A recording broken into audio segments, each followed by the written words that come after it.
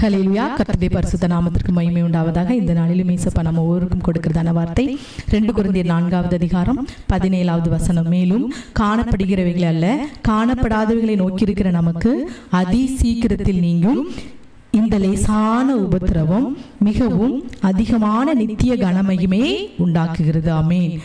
அது சீக்கிரத்துல நீங்குமா? லேசான உபத்திரவம். இந்த லேசான உபத்திரவம் தான் அது சீக்கிரத்தில் நீங்கும். அந்த உபத்திரவம் நித்திய கனமகிமையை நமக்கு உண்டாக்குகிறதுக்கு தான் அந்த லேசான உபத்திரவம். இன்றைக்கு துன்பம், பாடு, கஷ்டம், உபத்திரவம் எல்லார் வாழ்க்கையிலும் இருக்கு. நம்ம சில வேளையில் நினைப்போம், இந்த கஷ்டம், இந்த துன்பம், இந்த உபத்திரவெல்லாம் இல்லாமல் இருந்தால் எவ்வளோ நல்லா இருக்கும்னு சொல்லிட்டு. இன்னைக்கு அருமையான தேவனுடைய பிள்ளைகளே, துன்பமும் இன்பமும் மனித வாழ்க்கையில் பகலும் இரவும் போல மாறி மாறி தான் வந்து கொண்டே இருக்கும். அதை நாம் என்ன செய்யணும்? ஏற்றுக்கொள்ள வேண்டும். அது நம்ம வாழ்க்கையில் ஏற்றுக்கொள்வோம் என்றால் அது நமக்கு பெரிய அளவில் பாதிப்பை ஏற்படுத்தாது. இன்னைக்கு பாருங்க, ஒரு விஷத்தை உட்கொண்டவர்களுக்கு அந்த விஷத்தையே சில நேரம் என்ன செய்தாங்க? மருந்தா உட்கொள்ள கொடுக்குறாங்க. விஷப்பொருள் கசப்பாக தான் இருக்கும். ஆனால் அது சில வேளையில் விஷத்தால் பாதிக்கப்பட்டவர்களுக்கு மருந்தாய் கொடுப்பதுமே அந்த விஷப்பொருள் தான். அப்படி அந்த மருந்தாய் கொடுக்கும் அந்த விஷப்பொருள் மனிதர்களுக்கு என்ன செய்து? பூரண சுகத்தை கொடுக்கிறது. அது போலதான் துன்பம், தொல்லை, கஷ்டம், பிரச்சனை இதெல்லாம் விஷம் போல கசப்பா இருந்தாலும் அவை எல்லாம் துன்பத்திலிருந்து நம்மை விடுவிப்பதற்கு தான். ஆமென்.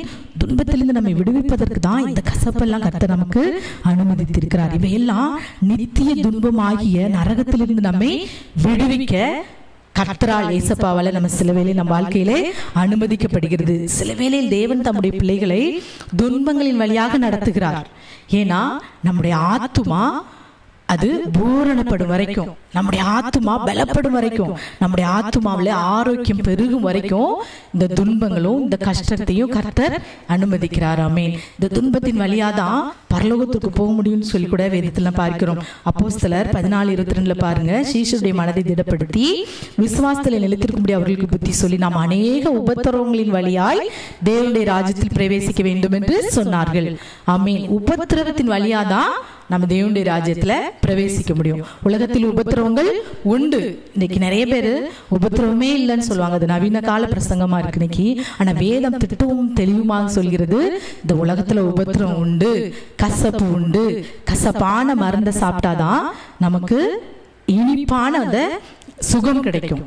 அதே போல கசப்பான அந்த உபத்திரவத்துல நம்ம நடந்தாதான் அந்த நரக கசப்புக்கு நாம் நீங்களாக்கி பரலோகம் என்கிற அந்த இனிப்பான வாழ்க்கையை நாம் பெற்றுக்கொள்ள முடியும். நம்ம எப்படியாவது பரலோகத்திற்கு செல்ல வேண்டும் என்பதுதான் தேவனுடைய விருப்பம். அதற்காக தான் நம்ம இந்த உலகத்துல இருக்கும் போதே கசப்பான உபத்திரவங்களின் வழியாய் நம்மை பரலோக ராஜ்யத்துக்கு நம்ம ஆத்துமாவை தகுதிப்படுத்துகிறார், பலப்படுத்துகிறார், பூரணப்படுத்துகிறார். அதை நாம் இந்த விஷயத்தை நாம் என்ன செய்யணும்?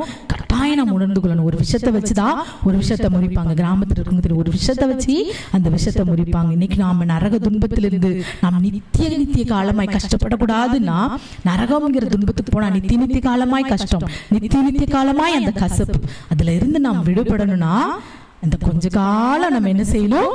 பாடுகள் அனுபவிக்கணும். அது நித்திய கனமகிமையை உண்டாக்கும். அந்த உபத்திரம் அதி சீக்கிரத்தில் நீங்கிவிடும். லேசான உபத்திரம். உபத்திரத்தில் உழஞ்சு போயிருக்கீங்களா? இந்த உபத்திரம் கொஞ்ச காலம்தான்.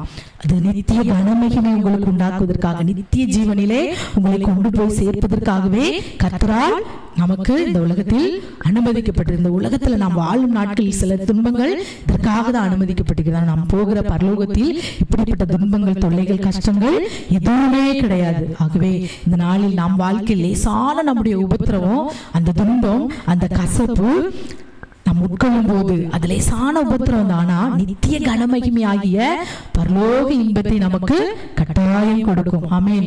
பரலோக இனிப்பு வேணும்னா கசப்புங்கிற துன்பத்தின் வழியா நாம் என்ன செய்யணும்? நடந்தே ஆக வேண்டும். ஆகவே இந்த வேளையிலும் ஒருவேளை உபத்திரத்தில் இருக்கீங்களா? இதெல்லாம் நித்திய கனமகிமை உங்களுக்கு கொண்டு வரும். அதி சீக்கிரத்தில் நீங்கும் இந்த லேசான உபத்திரம். அப்ப நீங்க என்ன செய்யணும்? விசுவாசத்தில் நிலைத்திருக்கும்படி அவர்களுக்கு புத்தி சொல்லி. அப்ப நம்ம விசுவாசத்தில் நிலைத்திருப்போம் என்றால் இப்படிப்பட்ட காரியங்கள் நமக்கு ஒரு பெரிய காரியமாகவே இருக்காது. எல்லா உபத்திரத்திலும் இயேசப்பா என்னை பார்த்துட்டு இருக்கிறார், அவர் எனக்கு தகுந்த நீதியை செய்வார், அவர் என் சூழ்நிலைகளை பார்த்துட்டு இருக்கிறார். கர்த்தரை பார்க்கிற தேவன், உங்களை சுற்றி இருக்கிற எல்லா காரியங்களையும் பார்த்து கொண்டே இருக்கிறவர் கர்த்தர். நீங்க அமைதியா இருங்க.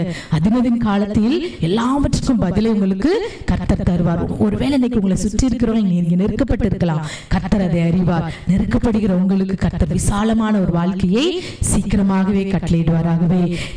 சீக்கிரத்தில் உங்களுடைய உபத்திரவம் எல்லாம் நீங்கும். நித்திய கனமகிமே நம்ம எல்லாருக்கும் உண்டாக்குமாகவே. கண்களை முடி ஜெபிப்போமா?